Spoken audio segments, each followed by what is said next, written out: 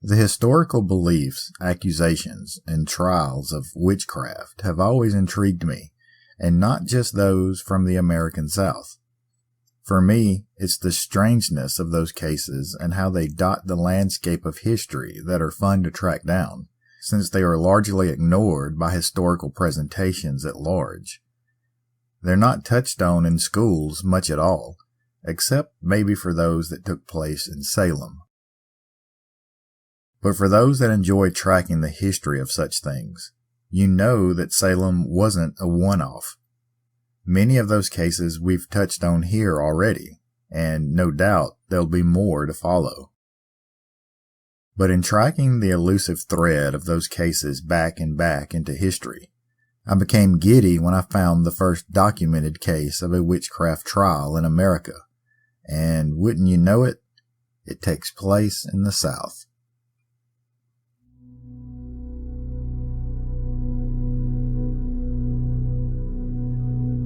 Everyone loves a good, strange, weird, or bizarre story. Well, welcome to the American South, where dark legends and haunted history lurk around every corner. Where superstition, folklore, and a touch of backwoods magic blend with everyday culture. Some say, in order to survive. This is Dixie After Dark.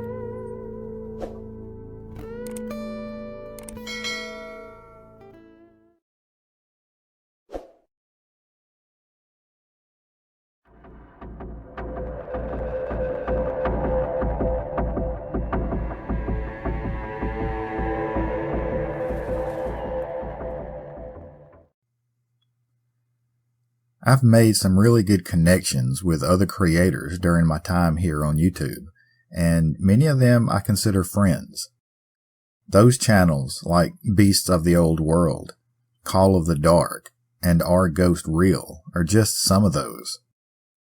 I call these out today because they are from across the pond in the UK, and the history they cover leaves me astounded because I can feel like I'm covering an old legend.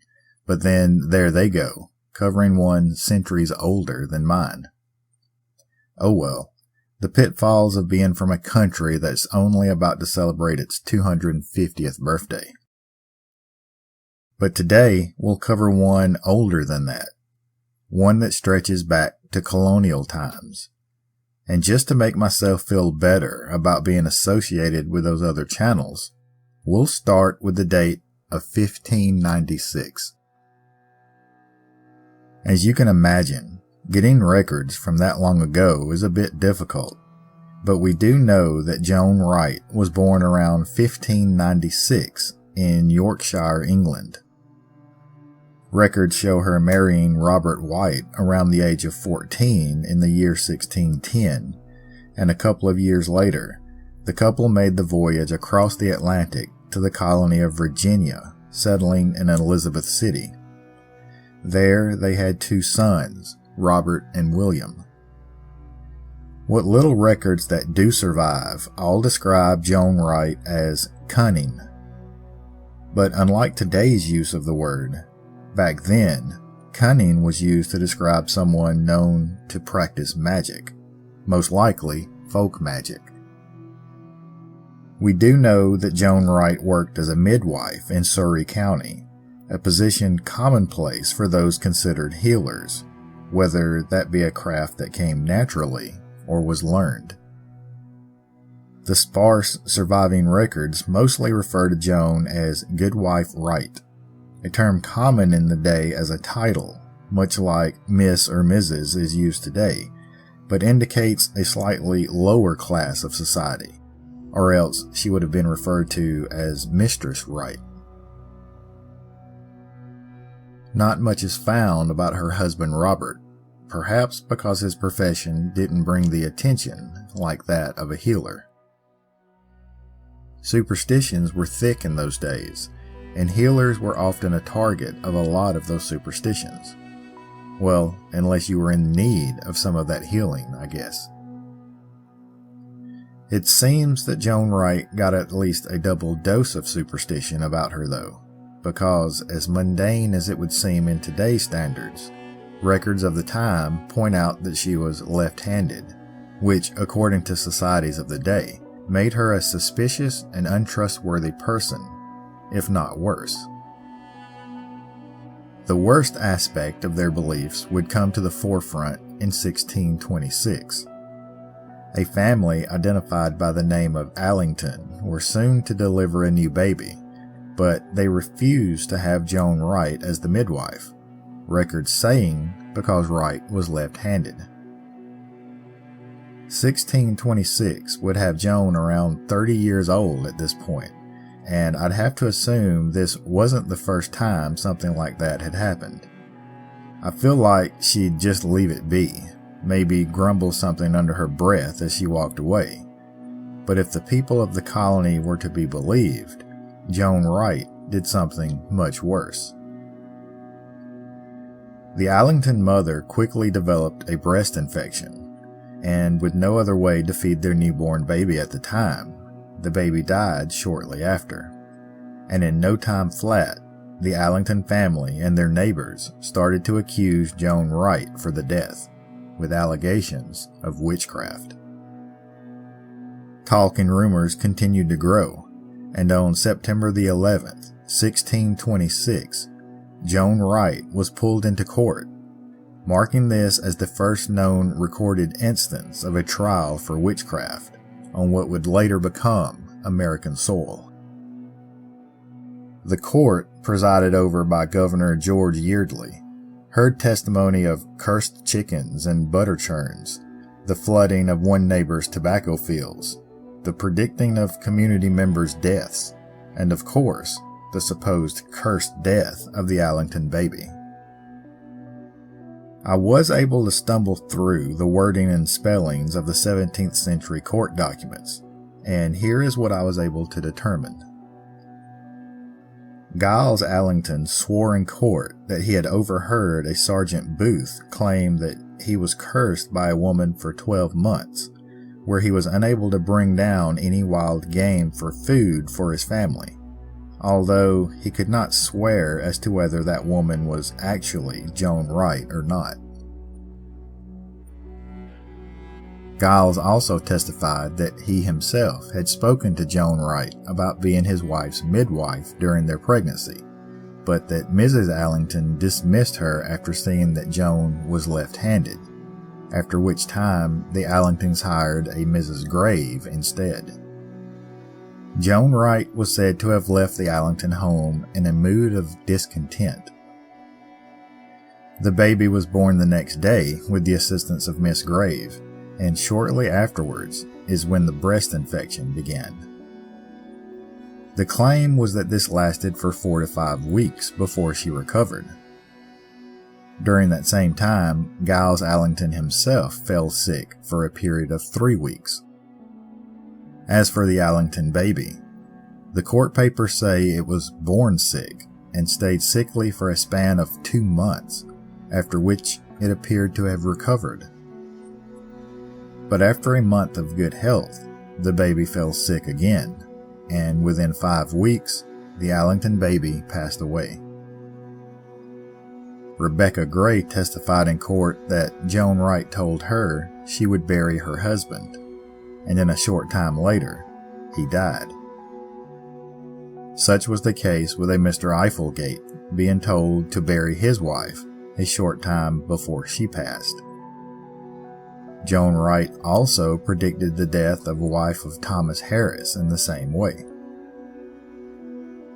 A Mr. Thomas Jones took the stand and verified the claims that Sergeant Booth had been unable to kill any wild game in the past year.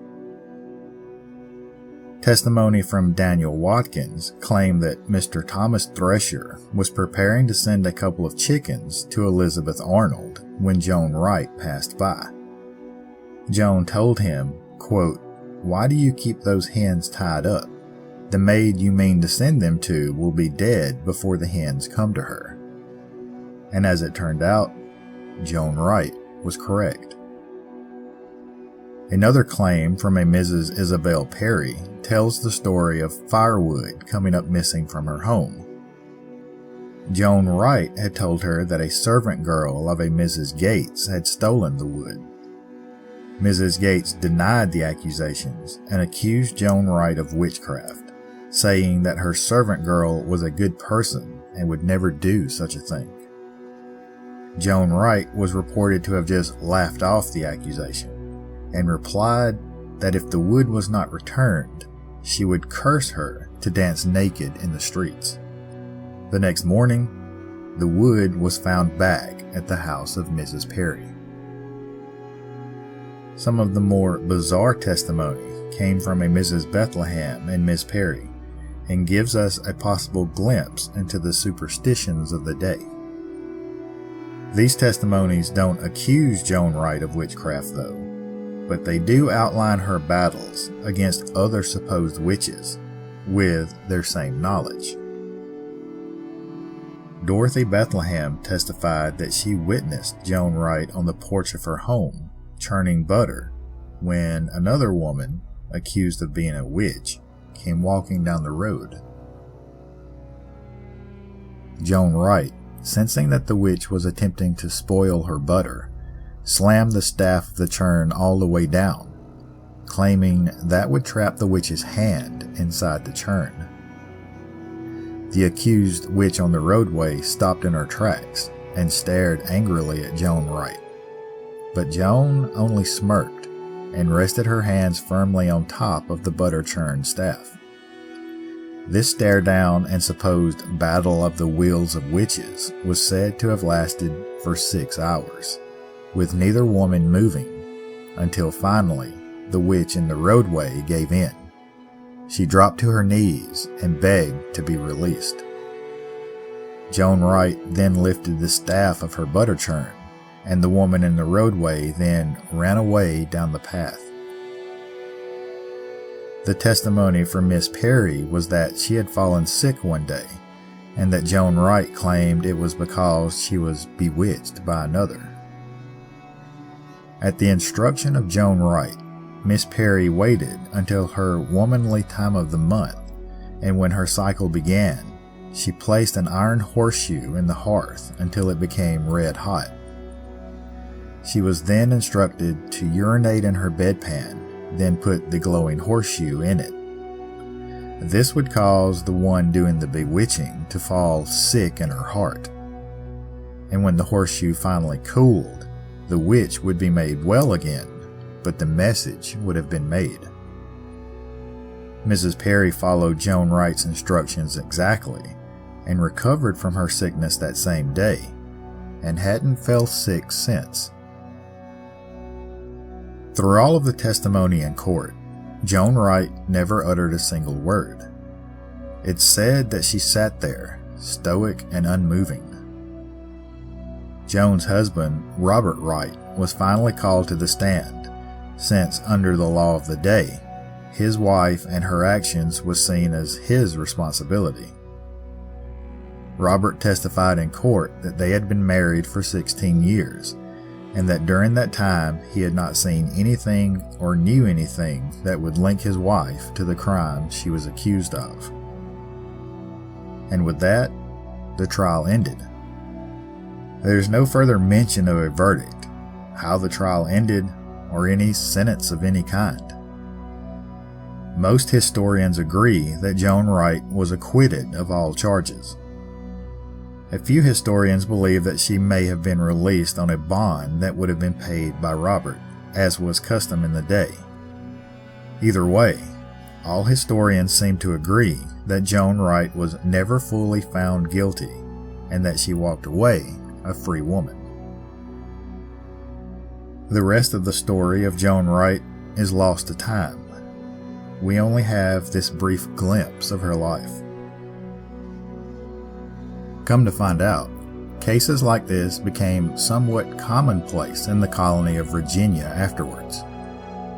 Accusations of witchcraft were brought to the general courts usually as a result of petty arguments between citizens, and the justices of Virginia presided over them patiently, and the vast majority of those cases, at least the ones in the colony of Virginia, usually ended with the husband of the accused paying a small fine or bond, accompanied by a promise of their wives' continued good behavior. This, of course, was 66 years before the hysteria that rocked Salem, Massachusetts. Historian Anne Graham has been studying the history of midwives in Virginia, and after going through the court documents, she believes that Joan Wright was the target of these accusations because, quote, she didn't suffer fools. But still, the practice of witchcraft was a criminal offense in the Commonwealth of Virginia, so I guess allegations had to be addressed in some fashion or another. The law is the law, after all. But some people point out how the belief in superstitions died out soon after the 1600s ended. But did it? It's interesting when you realize that the criminalization of witchcraft in Virginia wasn't abolished until 20 years ago, in 2005. I guess it's true what they say. Old beliefs die hard.